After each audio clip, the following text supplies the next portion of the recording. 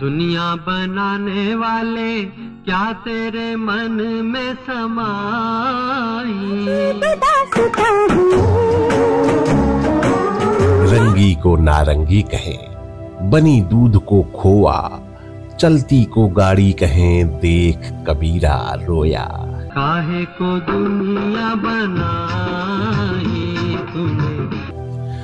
दलित होना और महत्वाकांक्षी होना आज इस आधुनिक दौर में अभी भी मामूली बात नहीं है।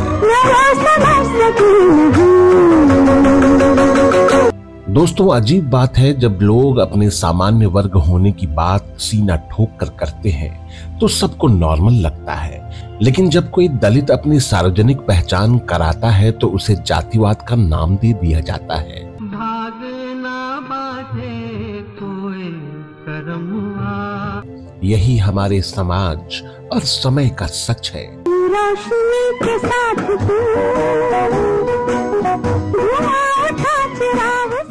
लेकिन समय के उस सच को भुला दिया गया दोस्तों तब, जहां प्रभु श्री राम के क्षत्रिय अवतार में शबरी के वंचित होने का उद्धार छुपा है, जहां कृष्ण के 8 पटरानियों में जंगल की निषाद राजकुमारी का सम्मान छुपा है, जहां छिपी है संत रैदास की सेवा और कर्म की अमृतवाणी।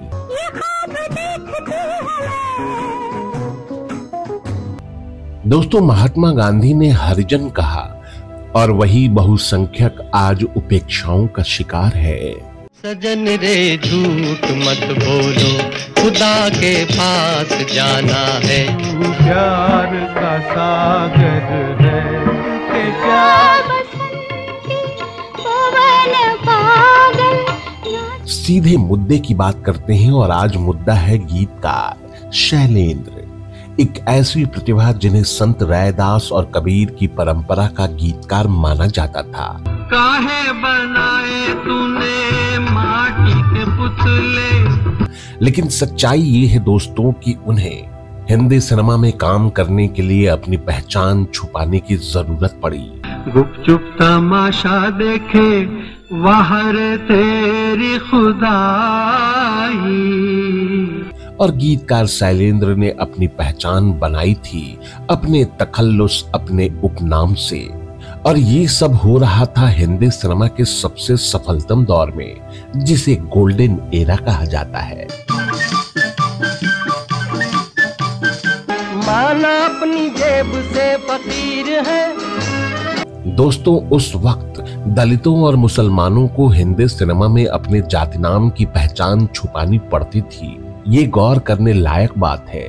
दरअसल हिंदी सिनेमा के सबसे प्रतिभाशाली गीतकार, जिनके आने के बाद हिंदी गानों की धारा ही बदल गई थी। मेरे मन की गंगा और तेरे मन की जमुना का बोल रहा। कौन है तेरा मुसाफिर, जाएगा कहाँ। शैलेंद्र के दलित होने की बात पहली बार तब सबके सामने आई थी जब उनके बेटे दिनेश शंकर शैलेंद्र ने अपने पिता शैलेंद्र की कविता संग्रह अंदर की आग की भूमिका में ये बात बताई। हालांकि उस समय भी ये बात बहुत लोगों को नागवार गुजरी थी। शैलेंद्र की जातीय पहचान क्यों? काहे को दुनिया बनाई तूने। जबकि सबको पता था दोस्तों कि गीतकार जावेद अख्तर एक कम्युनिस्ट मुस्लिम परिवार में पैदा हुए। साहिर लुधियानवी के जमींदार पिता उनके जान के दुश्मन थे और गालिब अकेले रह गए। ये कोई छुपा हुआ रहस्य नहीं था। तो फिर क्यों इस सदी के सबसे महान गीतकार शैलेंद्र को बॉलीवुड में अपनी पहचान छुपानी पड़ी? और बात फिर वहीं आके रुक जाती है। रंगी को नारंगी कहें, बनी दूध को खोआ, चलती को गाड़ी कहें, देख कबीरा रोया। नमस्कार दोस्तों, मैं हूं विजय पांडे और आप देख रहे हैं golden moment with Vijay Pandey. Video में आगे बढ़ने से पहले आप हमारा चैनल सब्सक्राइब करना ना भूलें। जिंदगी ख्वाब है, ख्वाब में झूठ क्या। जहान के अंधे रास्ते जाए तो जाए कहाँ।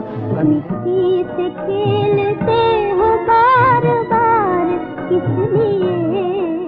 अब आप में से कई लोग, खास करके सामान्य लोग, कहेंगे कि शैलेंद्र की जाति पे बात करना जरूरी क्यों है? जरूरी है। जरूरी इसलिए है कि भले ही सबसे सफल गीतकारों के शिखर पर रहने वाले गीतकार शैलेंद्र ने कितने भी खूबसूरत और कालजयी गीत दिए हों, मिटे जो प्यार के लिए वो जिंदगी, वो आसमां झुक रहा है जमीन पर, वो इतिहास में दर्ज भी हो, लेकिन हमारे आज और हमारे इतिहास का सच है कि दलित या सवर्ण होना किसी व्यक्ति के जीवन पर, उसकी सोच पर उतना ही असर डालता है जितना कि उसका अमीर या गरीब होना। खासकर किसी साहित्यकार और कवियों की रचनाओं को सही तरीके से समझने के लिए हमें उनके बारे में जानना जरूरी हो जाता है। दोस्तों, इसे समझने में मदद ये मिलती है कि कवि और गीतकार के विचार आते कहां से हैं, उन्हें लिखने की प्रेरणा देता कौन है। हर जोर जुल्म की टक्कर में हड़ताल हमारा नारा है, ना भूखों की भीड़ होगी ना दुखों का राज होगा, सदियों से जिन्हें दबाया गया फिर भी उन्हें किसी भी तरह से सर उठाने से डराकर रखना किसी खास तरह के सोच के लोगों के लिए जरूरी क्यों होता चला गया। सोच के इस बेहुदा दायरे में जाति के डर को सदियों पहले इंसानियत और प्रतिभा को जाति के नाम पर अलग कर दिया गया, सामाजिक वितन्नतावाद खड़ा कर दिया गया, जिसकी जरूरत समय और इतिहास को कभी नहीं थी कि सफल होने के लिए ऊंची जाति का होना अनिवार्य है। इस डर को जड़ से मिटाने के लिए जरूरी था किसी ऐसी सफल और निडर प्रतिभा का होना जिसकी जिंदगी की चुनौतियों से, उसकी हासिल सफलता से बहुसंख्यक दलित खुद को रिलेट कर पाए, अपने मन की गहराइयों से जोड़ पाए और जिसकी सफलता उन्हें हौसला दे। और यही हुआ।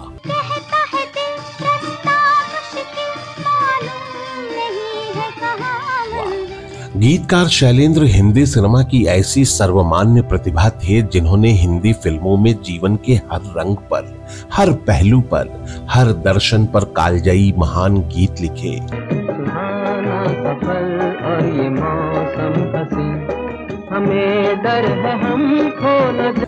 गीतकार शैलेंद्र हिंदी सिनेमा की ऐसी सर्वमान्य प्रतिभा थे जिन्होंने हिंदी फिल्मों में जीवन के हर रंग पर, हर पहलू पर, हर दर्शन पर कालजयी महान गीत लिखे, चाहे वो प्रेम गीत हो, भक्ति गीत हो। अपने गानों से गीतकार शैलेंद्र ने आम जन की भावना, उसकी समस्याओं को उठाते हुए नज्म लिखकर फिल्म मेकर को दी। शैलेंद्र हर उस परीक्षा में, हर उस स्थिति में आसानी से समझ आ सकने वाले शब्दों में दिल की गहराइयों में उतर जाने वाले गीत लिखे।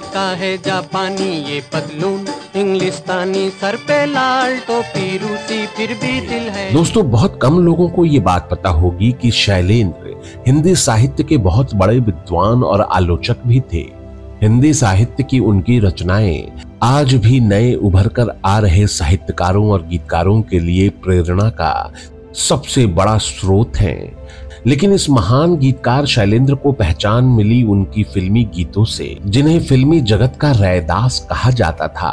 और दूसरे कुछ विद्वान सर्वकालिक महान गीतकार शैलेंद्र की तुलना चार्ल्स पियरे बॉडलेयर और एटियन मलारमे जैसे सुविख्यात फ्रांसीसी कवि से करते हैं।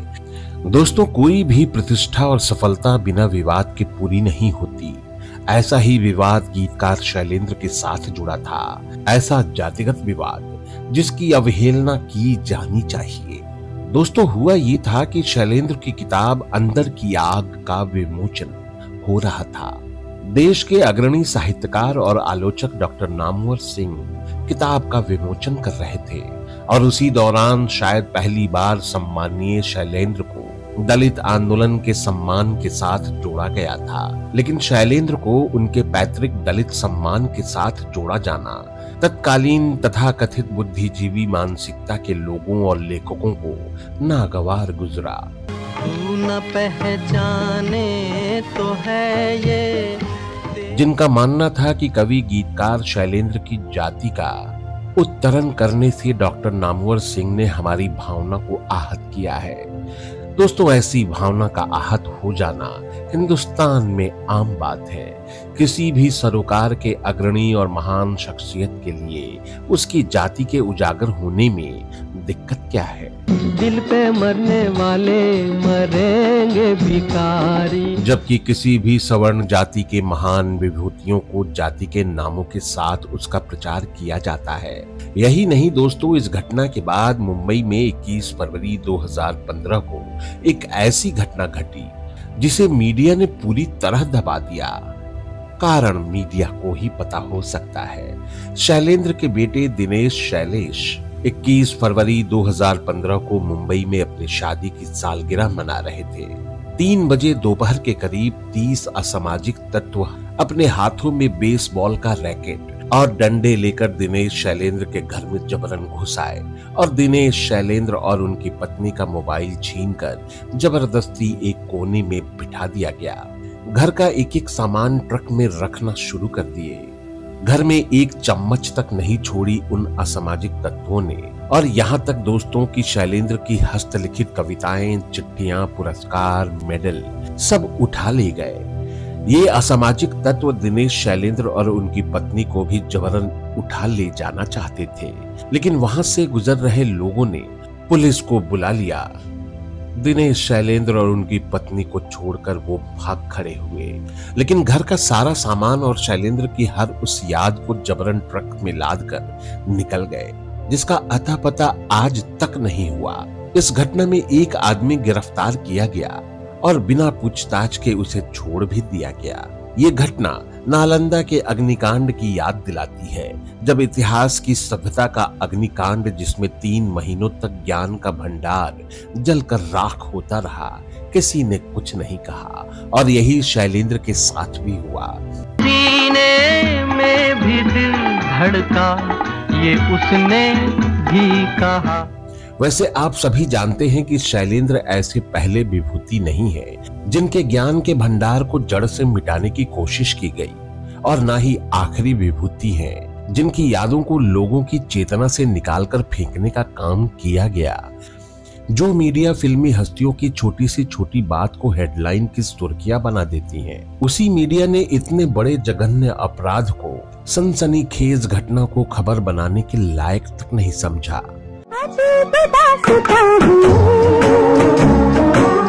गीतकार शैलेंद्र के बेटे और बहू के साथ घटी ये घटना विचारधारा और जातिगत दुर्भावना का उदाहरण ही है। गीतकार शैलेंद्र सहज और सरल, उन्मुक्त प्रतिभा के धनी थे। सर पे लाल टोपी रूसी, फिर भी दिल है हिंदुस्तानी। ऐसी प्रतिभा किसी भी क्षेत्र में सदियों में एक बार आती है। गीतकार शैलेंद्र की प्रतिभा और हिंदी फिल्मों की उनकी शानदार समझ ने तीसरी कसम जैसी कल्ट फिल्म बनाई।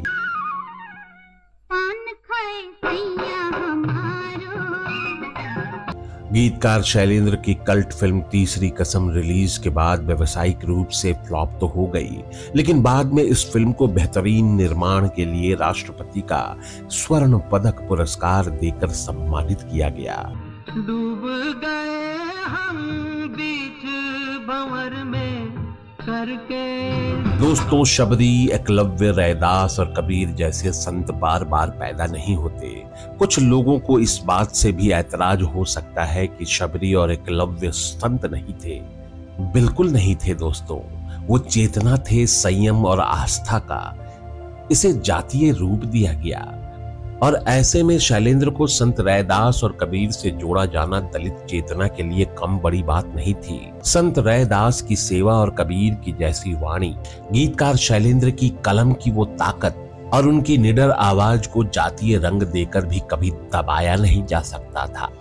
बीड़ा के सब रस ले लिया रे बिजड़े वाले मुनिया। इस बात को दबाने वाले ये भूल गए थे कि सर्वकालिक महान गीतकार शैलेंद्र की कलम की ताकत और जिंदगी की जीत में यकीन रखने वाले उनके हौसले को छू पाना संभव नहीं है, और आज भी नहीं है। सर्वकालिक महान गीतकार शैलेंद्र के हौसलों और उनके गीतों को हमारा सलाम।